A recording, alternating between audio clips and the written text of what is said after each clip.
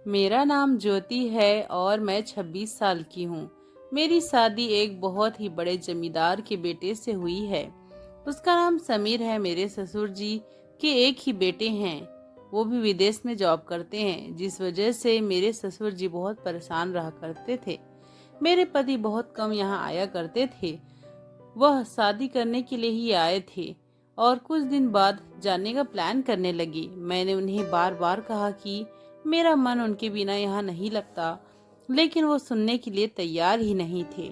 खैर, उन्हें कुछ दिन बाद शहर जाना था, इसलिए वो भी दिन हमने जो भी दिन थे हमने उन दिनों को बहुत प्यार से एंजॉय किया। इतने बड़े घर की बहू बनने के बाद जैसे तो मेरे थॉट बढ़ गए थे। मैं पूरे घर में रानी के जैसे रहती थी। मेरे माता पिता गांव के बहुत ही गरीब घर के हैं, जिस वजह से समीर का रिश्ता मेरे लिए आया तो मेरे पिताजी मना नहीं कर पाए। वह लोग तो बिल्कुल बहुत खुश हुए, क्योंकि इतने बड़े घर में शादी होकर आना मेरे लिए किसी सपने से कम नहीं था। आज सुबह जब मैं उठी तो मैंने देखा कि नौकरानी ने सारा नाश्ता बना दिया था। बस मैंने उसे टेबल पर लगाया और ससुर जी और समीर को बुलाया। दोनों ने नाश्ता किया। तब समीर कहने लगे, पिताजी मुझे काम के लिए फिर से वापस शहर जाना होगा। तब मेरे ससुर जी कहने लगे, बेटा कुछ और दिन रह जाता तो मुझे अच्छा लगता। इस बात पर समीर कहने लगे, पिताजी आपके कहने पर ही तो मैं यहाँ आया और मैंने शादी भी कर ली और इतने दिनों का छुट्टी लेकर आया हूँ। इससे ज्यादा मैं नहीं कर सकता। इतनी अधिक पढ़ाई मैंने किस लिए किया है? आपको तो पता है मेरे बिना मेरा बिजनेस ठप हो जाएगा। मैंने जो करियर बनाया है उसे ऐसे ही नहीं छोड़ सकता। तब ससुर जी कहने लगे, ठीक है बेटा, जैसी तेरी इच्छा। और फिर समीर कुछ दिनों बाद वापस शहर लौट गए। वह वही रहते थे। फिर भी हम दोनों ज्यादा बातें नहीं करते थे, क्योंकि वह थोड़ा अलग थे और मैं गांव में पली बढ़ी थी। इसलिए हम दोनों का व्यवहार थोड़ा अलग था और बहुत कम ही बनता था। फिर भी जितना दिन थे हमने बहुत प्यार से गुजारा। समीर के जाने के बाद अब इतने बड़े घर में मैं और मेरे ससुर जी ही बचे। मैंने यह बात नोटिस किया कि ससुर जी बहुत अकेले अकेले रहते थे। वह किसी से ज्यादा बात भी नहीं करते थे। एक दिन वह किसी से फोन में बात कर रहे थे। मैंने इतना कहते हुए सुना कि मैं इस खालीपन से परेशान हो गया हूँ, अब रहा नहीं जाता। आखिर मैं इतनी बड़ी हवेली का मालिक हूँ और मेरी इतनी ज्यादा संपत्ति है। इसका क्या करूँगा जब मेरे जीवन में कोई है ही नहीं जो मेरा दर्द बन सके, बांट सके, जो मुझे सहारा और सुकून दे सके। इधर से उधर से कोई था तो ये तो मैं नहीं जानती थी, लेकिन वह शायद कह रहा था कि हाँ यार, तुझे शादी कर लेना चाहिए। आखिर में तुझे भी हक है अपना जीवन जीने का। अभी तुम्हारी उम्र ही क्या है? अभी तुम 55 के ही तो हो। इस बात पर मेरे ससुर जी कह रहे थे, हाँ तुम सही कह रहे हो। मैं अपने जीवन में और अकेला नहीं रह सकता। इतने दिन तो मैंने अपने बेटे को देखकर सह लिया, लेकिन अब रहा नहीं जाता यार। अब मैं शादी करके ही रहूंगा। जब मैंने ये बात सुनी तो मैं हैरान रह गई कि मेरे ससुर जी शादी करना चाहते हैं, वह भी इस उम्र में। मैं और इस घर में कोई और आ जाएगी जो पूरे घर में राज करेगी। फिर मेरा क्या होगा? मैं तो इस घर में रानी की तरह रहती हूँ। किसी और के आ जाने से मेरा हाल क्या होगा? अब मैं नहीं चाहती कि कोई और इस घर में आए और वह यहाँ आकर मुझ पर राज करे। और उसके आने के बाद तो मुझे कुछ न कुछ तो करना पड़ेगा। अब मैं अपने कमरे में आ गई और सोचने लगी, क्या किया जा सकता है। मैंने सोचा उनकी शादी एक नौकरानी से करवा देती हूँ, ताकि वह मुझे ज्यादा भाव न दे सके। लेकिन क्या भरोसा कि वह अपने वादे पर रहे। अगर वह मुकर गई तो नहीं, मैं इतनी बड़ी रिस्क नहीं ले सकती। अब मैं बहुत देर तक सोचती रही कि मुझे क्या करना चाहिए जिससे इस घर में कोई और ना आ जाए और मैं इस घर में राज कर सकूं। मैंने बहुत सोचा लेकिन कुछ हल ना निकाल पाई। रात को जब मैं ससुर जी को दूध देने के लिए उनके कमरे में गई तो वह अकेले थे और मोबाइल में कुछ देख रहे थे। उन्होंने कंबल ओढ़ा हुआ था और कंबल के नीचे से मोबाइल की रोशनी साफ साफ नजर आ रही थी।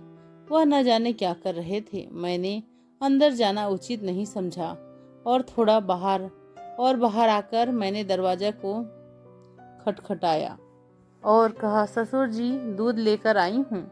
वह कहने लगे, ठीक है अंदर आ जाओ। जब मैं अंदर आई तो उनका बिस्तर पूरा अस्त व्यस्त था। वह इस उम्र में अपने आप को अकेला महसूस कर रहे थे। मैं समझ गई थी वह शादी करके ही मानेंगे। मैंने उन्हें दूध दिया, फिर बाहर आई। थोड़ी देर बाहर आने के बाद समीर का फोन मेरे ससुर जी के मोबाइल में आया। ससुर जी कहने लगे, बेटा तुझे मैंने सुबह एक बात कही थी। तो समीर बोला, हाँ पिताजी कहिए ना।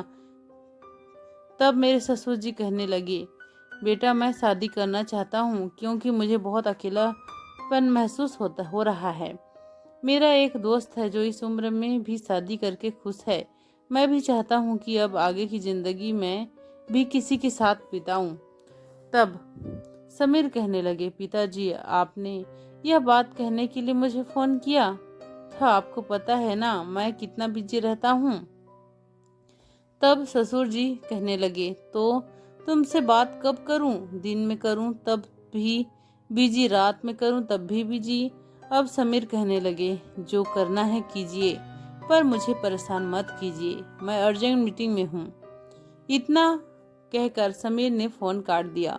अब ससुर जी न जाने क्या सोच रहे थे। मैं कमरे में आई और सोचने लगी, इस तरह तो सच में कोई ना कोई इस घर में आ ही जाएगा, फिर मेरा क्या होगा। समीर तो मुझे ध्यान भी नहीं देते, ठीक से सारा दिन अपने काम में पड़े रहते हैं।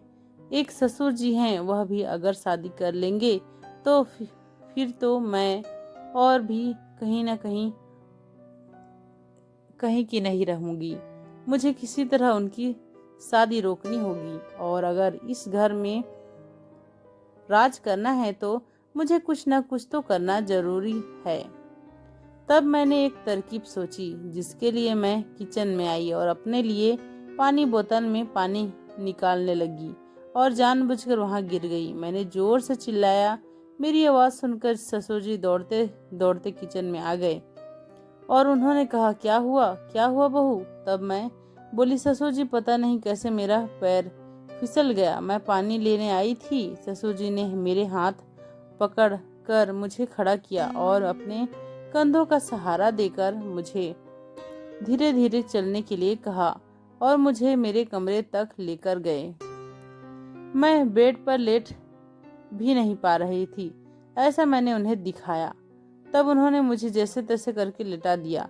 फिर कहने लगे, बहू मैं डॉक्टर को फोन करके बुला लेता हूँ। मैंने कहा, ससुर जी इतनी रात को डॉक्टर को क्यों परेशान करना, मालिश वाला मलहम वहाँ अलमीरा में रखा है, आप दे दीजिए, मैं लगा लूंगी। अब ससुर जी ने वह मलहम मुझे दे दिया और मैं लगाने की कोशिश की। तब ससुर जी ने देखा कि वह मलहम तो मुझसे लगाया ही नहीं जा रहा है क्योंकि दर्द तो कमर में हो रहा था। उन्होंने यह देखा और कहने लगे, बहू दो मैं लगा देता हूँ। फिर उन्होंने मलहम लेकर लगाया। मैंने धीरे से थोड़ा और साड़ी का पल्लू हटा दिया, जिसके बाद वह उनके हाथ मलहम लगाते लगाते कांपने लगे। मैं समझ गई थी कि तीर निशाने पर लगा है। अब मलहम लगाते लगाते उनके हाथ न जाने कहां कहां जाने लगे। अचानक से उन्हें लगा कि मुझे यहाँ से जाना चाहिए। अब वह उठकर जा ही रहे थे कि मैंने उन्हें रोक लिया। मैंने कहा, ससुर जी मैं जानती हूँ आप अकेलेपन से लड़ रहे हैं और जिस तरह आप दिन काट रहे हैं मैं भी वही महसूस कर रही हूँ। समीर को गए 1 महीना से ऊपर हो गए हैं, वह मुझसे ठीक से बात भी नहीं करते।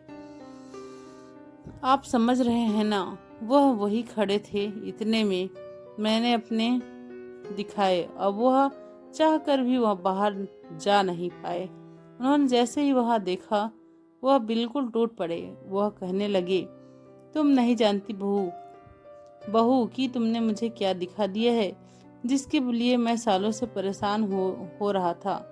बहू, अब मुझे बिल्कुल रोकना मत। इतना कहकर वह बिल्कुल हड़बड़ा से गए और एकदम से जल्दी जल्दी ले करने लगे।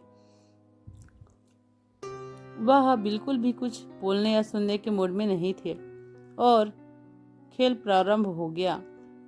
वह काफी हट्टे कट्टे लंबे थे और इस उम्र में भी काफी अच्छे थे। खेलने के दौरान मुझे एहसास हुआ कि सच में वह समीर से भी ज्यादा अच्छे हैं।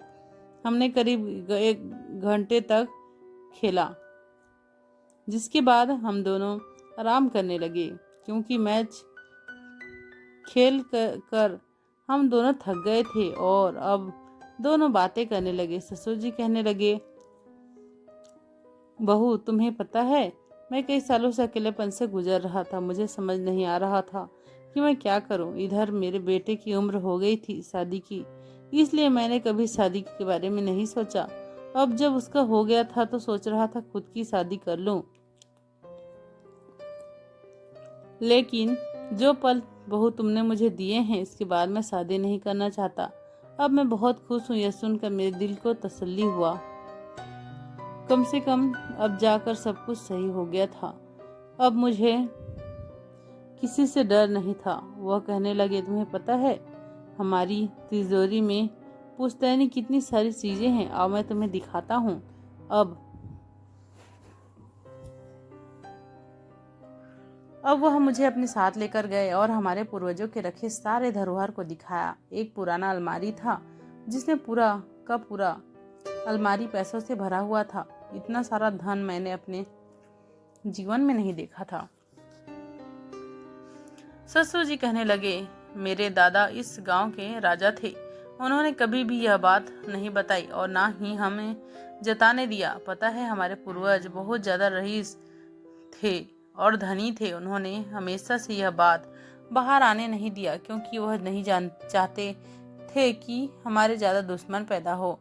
अब तो मेरी आंखें फटी की फटी रह गई थी। मैंने कहा, शुक्र है जो मैंने सही समय पर सही फैसला लिया, वरना तो यह सब तो मेरे हाथ से निकल जाने थे। अब हर रोज हम लोग खेलते थे। इस खेल के कारण हमारे जीवन में खुशियां लौट आई थी। ससुर जी भी बहुत खुश रहते थे और मैं भी उसका साथ पाकर खुश थी। उसके अलावा अब उनकी सारी चीजों पर मेरा हक था। अब समीर अपनी दुनिया में व्यस्त था और हम अपनी दुनिया में। ससुर जी अब पहले से ज्यादा खुश रहने लगे थे। उन्हें मैंने ऐसी खुशी दी थी कि वह हमेशा खुश रहते थे। ससुर जी तो कभी कभी खेल के दौरान इतना लंबा खेल मार देते थे कि मेरी निकल जाती थी, हैरान हो जाती थी। मैं ससुर जी को कहती थी, धीरे धीरे, हमें कोई रोकने टोकने वाला थोड़ी न है और ना ही कोई पूछने वाला, क्योंकि इस घर के मालिक तो हम ही थे। जब चाहे तब सवेरा होता, जब चाहे तब शाम। वह कहने लगे, बहू, तुम इतना अच्छा जीवन तो मैं अपने जीवन में नहीं जिया है। तुम्हारे आने से मैं बहुत ज़्यादा खुश हूँ और बहुत ज़्यादा अच्छा महसूस करता हूँ। और अब इस घर में मैं रानी की तरह रहती हूँ। मुझे किसी चीज़ की कोई चिंता या कमी नहीं है। तो दोस्तों, आपको ये कहानी कैसी लगी कमेंट करके जरूर बताना। और हाँ, स्टोरी को लाइक और चैनल को सब्सक्राइब जरूर कर लेना। हम आपके लिए ऐसे ही मज़ेदार कहानियाँ लेकर आते रहते हैं। धन्यवाद।